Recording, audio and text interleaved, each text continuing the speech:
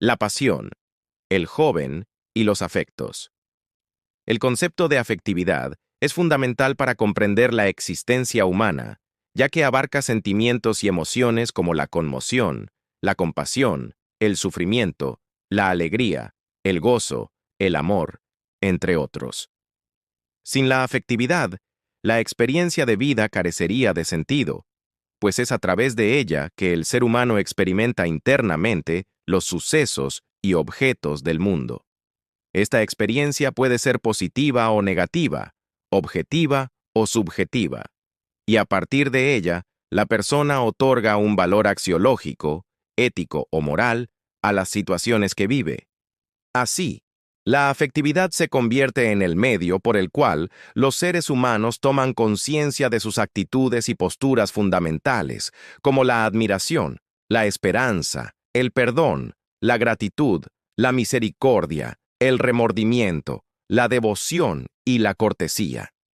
Estas manifestaciones reflejan la interioridad del ser humano, evidenciando cómo cada persona enfrenta los retos y cambios del mundo exterior. Este proceso tiene como base la palabra afectiva, que representa la manera en que la humanidad se relaciona emocionalmente con los objetos, sucesos y personas. La palabra afectiva revela que cada ideología o postura social tiene un origen interno, pues expresa lo que las personas sienten y piensan en su interior.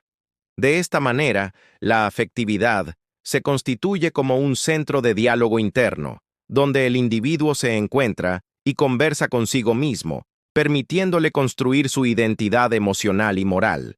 Finalmente, a través de la afectividad, el ser humano no solo conoce y asimila la realidad, sino que también siente y experimenta profundamente emociones y valores como la contemplación, la belleza, la bondad, la dulzura y la sacralidad. Esto demuestra que el desarrollo emocional es inseparable del crecimiento ético y espiritual de la persona. Dimensiones de la afectividad. Resumen estructurado con ideas principales y orden lógico. La afectividad es un eje fundamental en la vida humana porque une la existencia con áreas centrales como la estética, la moral y la religión o el ateísmo a través de diversas dimensiones. Estas dimensiones son las que dan forma a la experiencia emocional del ser humano y se dividen en dos principales: dimensión pasiva o pasión. Se relaciona con los estados de ánimo o el tono vital que surge como respuesta a situaciones externas. Cuando estas situaciones son negativas, provocan emociones como tristeza, miedo, indignación, molestia, pesar o insatisfacción, lo que disminuye la actividad vital y genera un tono afectivo bajo o negativo. Por el contrario, cuando el contexto es positivo, produce paz interior, satisfacción plena, alegría intensa y sosiego, elevando el tono vital de la persona. Esta dimensión muestra cómo el ser humano reacciona emocionalmente frente a las circunstancias que lo rodean. Dimensión activa. Representa la fuerza emocional, pasional y motivacional del ser humano. Se expresa en el deseo, el anhelo, la pasión por lo que se hace, el interés, el impulso o la motivación para superarse a sí mismo. Se considera positiva y dinámica porque empuja a la autorrealización personal y eleva el tono vital emotivo, convirtiéndose en un motor interno que lleva a la acción, la creatividad y el crecimiento personal. Su principal característica es que incrementa la energía emocional, permitiendo que la persona afronte retos y desarrolle una actitud activa ante la vida. En síntesis, la dimensión pasiva muestra cómo sentimos, mientras que la dimensión activa revela cómo transformamos esas emociones en fuerza y motivación para avanzar en nuestra vida y alcanzar objetivos personales y sociales. Consideraciones sobre las dimensiones pasiva y activa de la afectividad. La afectividad es una parte esencial de la vida humana que se manifiesta tanto física como emocionalmente. Las dimensiones pasiva y activa de la afectividad tienen ciertas consideraciones importantes. Expresión corporal de la afectividad. Ambas dimensiones se reflejan a través del cuerpo y el comportamiento.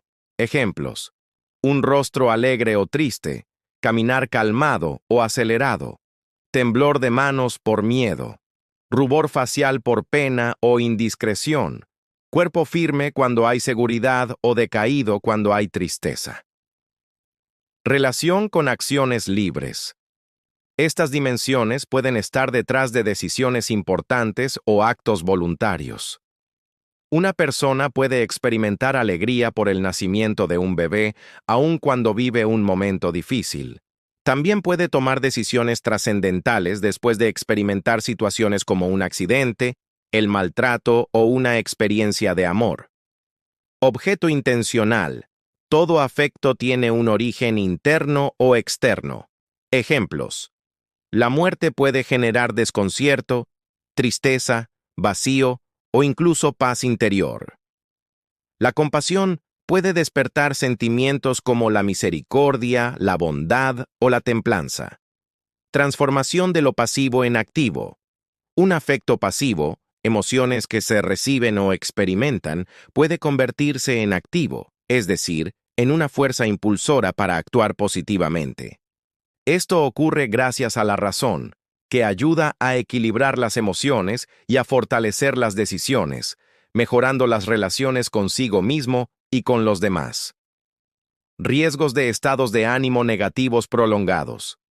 Si emociones como la tristeza, el miedo o la ira se mantienen durante mucho tiempo, pueden afectar la voluntad y la integridad emocional de la persona. Consecuencias: violencia, rencor permanente, odio, tristeza crónica, insatisfacción, sensación de vacío interior. Estos estados pueden llevar a la depresión, a acciones violentas e incluso a problemas de salud física y mental, arrebatos emocionales y su doble cara. Las emociones intensas pueden descontrolar a una persona, como en el caso de la ira, que puede provocar conductas violentas. Sin embargo, también pueden estimular cambios positivos, como un arrebato de amor que inspire acciones de crecimiento y evolución personal. La afectividad es una fuerza interna que puede impulsar al ser humano hacia el bienestar y la autorrealización, pero también puede generar sufrimiento y conflictos si no se controla. Por ello, es fundamental aprender a gestionar las emociones, utilizando la razón para transformar afectos negativos en fuerzas positivas. Las emociones no se pueden evitar, pero sí podemos aprender a transformarlas y a decidir cómo actuar frente a ellas. El reto está en reconocerlas y manejarlas para que nos ayuden a crecer como personas. El control vital emocional. El control vital emocional es la capacidad que tiene una persona autónoma para gestionar de manera razonable sus emociones, pasiones, impulsos y apetencias, logrando así mantener el equilibrio emocional en su vida cotidiana y en sus relaciones interpersonales. Definición de control vital emocional. Es la habilidad para moderar arrebatos negativos y mantener la calma en situaciones difíciles. Implica no dejarse dominar por emociones descontroladas ni por otras personas, actuando con respeto y asertividad. La persona autónoma establece límites claros y crea distancias saludables cuando es necesario, guiada por su instinto y juicio racional. Autonomía y relaciones interpersonales. La autonomía emocional permite elegir conscientemente las relaciones que se cultivan. Relaciones de amor, amistad y compañerismo. Priorizar la dignidad y el respeto mutuo. Estas relaciones promueven el crecimiento personal, evitando vínculos destructivos o dependientes. Gestión de emociones negativas. Las personas libres interiormente reconocen sus emociones negativas, ira, miedo, tristeza, envidia, etc., pero no se dejan dominar por ellas. En lugar de reaccionar impulsivamente, reflexionan y deciden cómo actuar para proteger su bienestar emocional. Esto reduce conflictos y favorece la paz interior. Inteligencia afectiva. Elemento clave para alcanzar el control vital emocional. Consiste en comprender, regular y canalizar las emociones, tanto propias como ajenas, para tomar decisiones equilibradas. Permite actuar sin esperar la aprobación de otros, guiándose por principios y valores personales. Autores como Daniel Goleman, 1995, con su libro Inteligencia Emocional, resaltan que la capacidad de gestionar emociones es tan importante como la inteligencia cognitiva para el éxito personal y social. Configuración de una personalidad humanista. El control vital emocional fomenta una personalidad humanista, centrada en la dignidad, el respeto y la construcción de relaciones sanas. Este enfoque busca la fructificación de relaciones constructivas, que aporten bienestar y desarrollo tanto personal como comunitario. El control vital emocional es esencial para vivir en equilibrio, establecer relaciones saludables y construir una sociedad más respetuosa y empática. Sin él, las emociones negativas pueden tomar el control y dañar tanto al individuo como a quienes lo rodean. Tener control vital emocional no significa reprimir lo que sentimos, sino aprender a dirigir nuestras emociones para crecer como personas y construir relaciones más sanas. Vicio y autorreferencialidad, según Aristóteles. Vicio. El estudio del vicio y la autorreferencialidad se remonta a las enseñanzas de Aristóteles, 384 a.C., 322 a.C., filósofo griego considerado uno de los pensadores más influyentes de la filosofía occidental. En su obra Ética a Nicómaco, Aristóteles desarrolla la doctrina sobre la acción humana, planteando que toda acción tiene un propósito y que influye tanto en la persona que actúa como en su entorno. 1. Concepto de vicio. Para Aristóteles, el vicio es la deficiencia o exceso en las virtudes, lo que lleva al ser humano a actuar de forma incorrecta. Surge cuando las acciones se realizan sin equilibrio, guiadas por emociones descontroladas o intereses egoístas. El vicio se opone a la virtud, la cual es el punto medio entre dos extremos. 2. Las tres dimensiones de la acción humana. Aristóteles explica que toda acción humana puede comprenderse a partir de tres dimensiones principales. A. Dimensión teórica, relacionada con el pensamiento, discernimiento y reflexión antes de actuar. Es el esfuerzo intelectual por analizar las consecuencias y razones de nuestras decisiones. Ejemplo: reflexionar antes de responder con enojo para evitar un conflicto. B. Dimensión práctica. Se refiere a las acciones que afectan y transforman al propio agente, es decir, a la persona que actúa. Es autorreferencial, ya que estas acciones moldean el carácter, valores y hábitos del individuo. Ejemplo: practicar la honestidad fortalece la virtud de la persona. C. Dimensión productiva. Busca un resultado o beneficio externo, independiente de la persona que actúa. El efecto permanece aunque el autor ya no esté presente. Ejemplo: crear una obra de arte o fundar una institución. 3. Relación con la autorreferencialidad.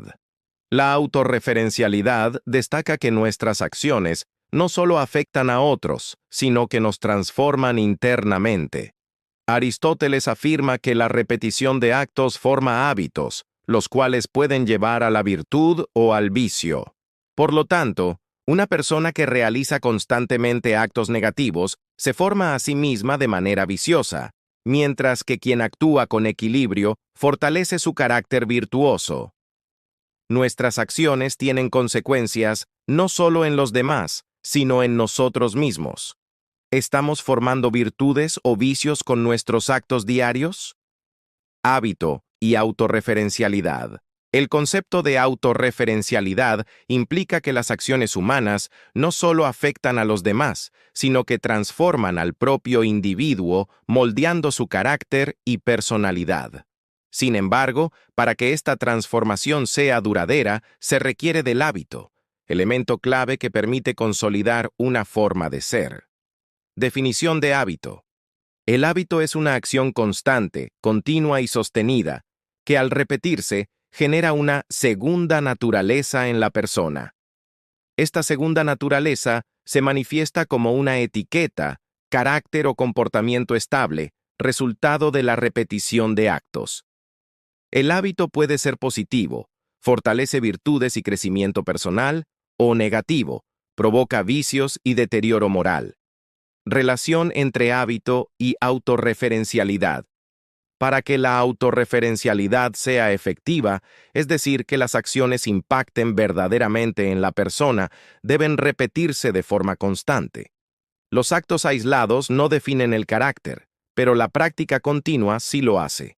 Ejemplo histórico relacionado: Aristóteles, 384-322 a.C., ya afirmaba en su Ética a Nicómaco que la virtud se adquiere mediante la repetición de actos buenos. Ejemplos explicativos. Ejemplo 1. Negativo. O, una persona que solo toma una cerveza ocasionalmente no puede considerarse alcohólica. O, sin embargo, si alguien bebe frecuente y excesivamente, hasta perder el control, desarrolla un hábito nocivo que puede derivar en adicción.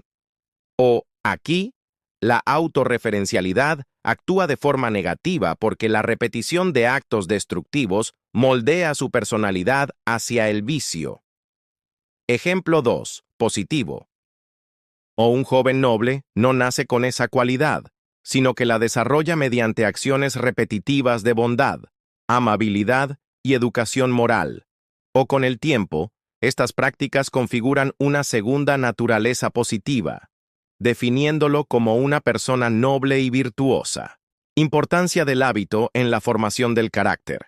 El carácter no es innato, sino construido a través de elecciones y conductas reiteradas. La repetición de actos positivos fortalece virtudes como la responsabilidad, el respeto y la empatía.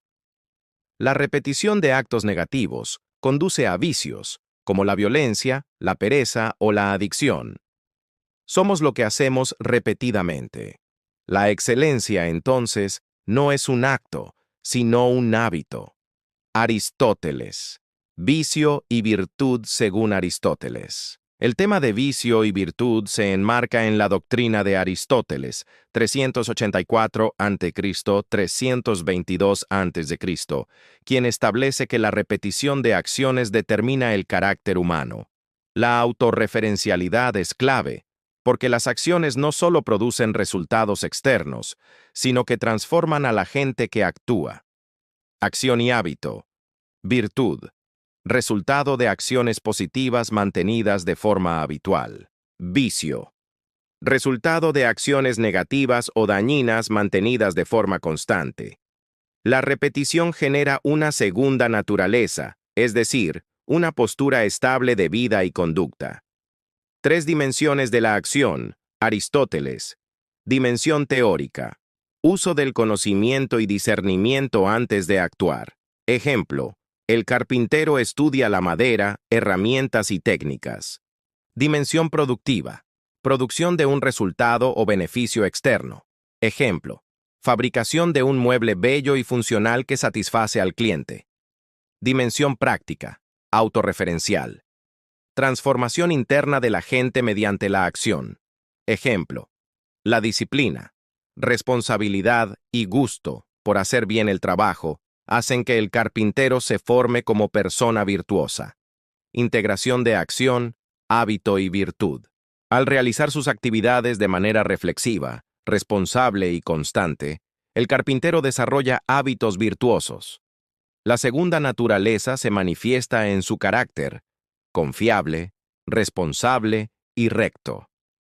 Esta integración permite alcanzar satisfacción personal y social, demostrando cómo la acción repetida genera felicidad y excelencia personal. Nuestra personalidad se forma a partir de lo que hacemos constantemente. Cada acción cuenta para construir nuestra virtud o nuestro vicio.